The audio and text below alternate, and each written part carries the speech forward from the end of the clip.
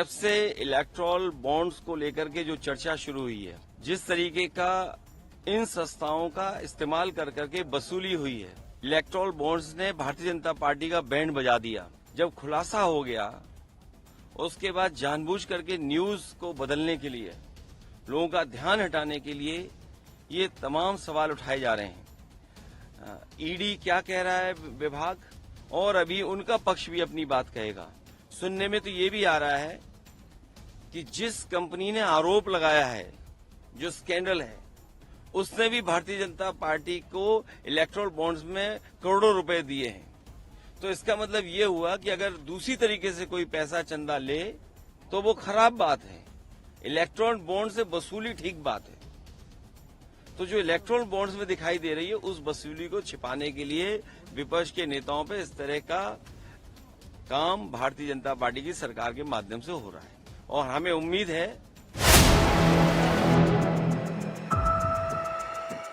लोकसभा चुनाव बेहद नजदीक हैं, ऐसे में सभी पार्टियां काफी ज्यादा एक्टिव नजर आ रही हैं। वहीं तमाम नेताओं का वार प्रतिवार का दौर भी चल रहा है। इस बीच उत्तर प्रदेश के सीतापुर में समाजवादी पार्टी प्रमुख अखिलेश यादव ने बीजेपी पर जमकर निशाना साधा। उन्होंने कहा कि भाजपा झूठे मुकदमों का वर्ल्ड रिकॉर्ड नहीं, ब्रह्मांड रिकॉर्ड बना रही है। पीडीए ही जीतेगा, पीडीए ही एनडीए को हराएगा। सरकार पीडीए से घबराई हुई है। मुख्यमंत्रियों को जेल भेजने से लोकतंत्र में इनकी जीत नहीं होने वाली है। ये लोकतंत्र को कमजोर कर रहे हैं। डॉक्टर राम मनोहर लोहिया जी, आज उनकी जयंती पे हम सब लोग उनको याद करते हैं। डॉक्टर राम मनोहर लोहिया ने जो सिद्धांत दिया, जो समाजवादियों को रास्ता दिखाया, समाजवादी आंदोलन को जो उन्होंने जनता के बीच में रखा, लोग संपन्न हो,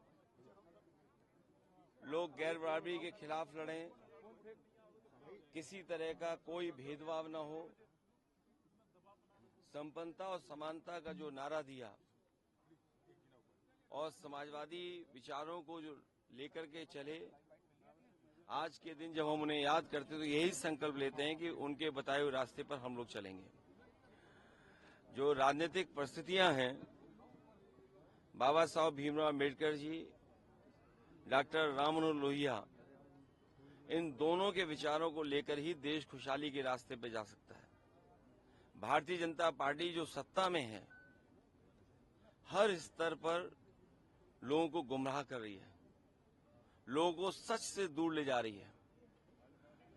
किसी तरह के आंकड़े जो सरकार के हैं, चाहे बेरोजगारी को लेकर के हो, चाहे किसानों के एमएसपी के सवाल के लेकर के हो, और चाहे दुनिया में भारत का स्थान क्या है, अलग अलग पैरामीटर्स को लेकर के हमारा देश लगातार नीचे जा रहा है। अर्थव्यवस्था चौपट हो रही है। जो बड़े बड़े सपने दिखाए थे एमएसपी को लेकर के, आय दोगुनी को लेकर के, बेरोजगारी खत्म करने को लेकर के, इनकी सरकार में हर वर्ग दुखी हुआ है। आज के दिन हम यही संकल्प लेते हैं कि डॉक्टर राम मनोहर लोहिया जी ने जो रास्ता दिखाया था, उस पर चल करके समाज को और देश को खुशहाली के रास्ते पे लेके जाएं। सर, ईडी ने केजरीवाल जी को किंगपिन बोला है और आज भी कई जगह छापेमारी जारी है, कई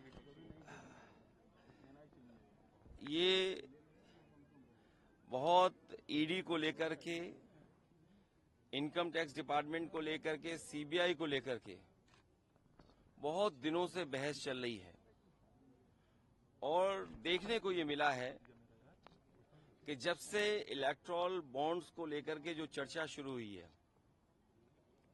जिस तरीके का इन संस्थाओं का इस्तेमाल कर करके वसूली हुई है, इलेक्ट्रॉल बॉन्ड्स ने भारतीय जनता पार्टी का बैंड बजा दिया। जब खुलासा हो गया, उसके बाद जानबूझ करके न्यूज को बदलने के लिए, लोगों का ध्यान हटाने के लिए ये तमाम सवाल उठाए जा रहे हैं। ईडी क्या कह रहा है विभाग, और अभी उनका पक्ष भी अपनी बात कहेगा। सुनने में तो ये भी आ रहा है कि जिस कंपनी ने आरोप लगाया है, जो स्कैंडल है, उसने भी भारतीय जनता पार्टी को इलेक्ट्रॉल बॉन्ड्स में करोड़ों रुपए दिए हैं। तो इसका मतलब ये हुआ कि अगर दूसरी तरीके से कोई पैसा चंदा ले तो वो खराब बात है। इलेक्ट्रॉनिक बॉन्ड से वसूली ठीक बात है। तो जो इलेक्ट्रॉनिक बॉन्ड्स में दिखाई दे रही है उस वसूली को छिपाने के लिए विपक्ष के नेताओं पे इस तरह का काम भारतीय जनता पार्टी की सरकार के माध्यम से हो रहा है। और हमें उम्मीद है कि इस मामले में न्यायालय न्याय देगा और बहुत जल्दी ऐसे लोग जो आरोप लगा रहे हैं वो जनता जान जाएगी उनके बारे में।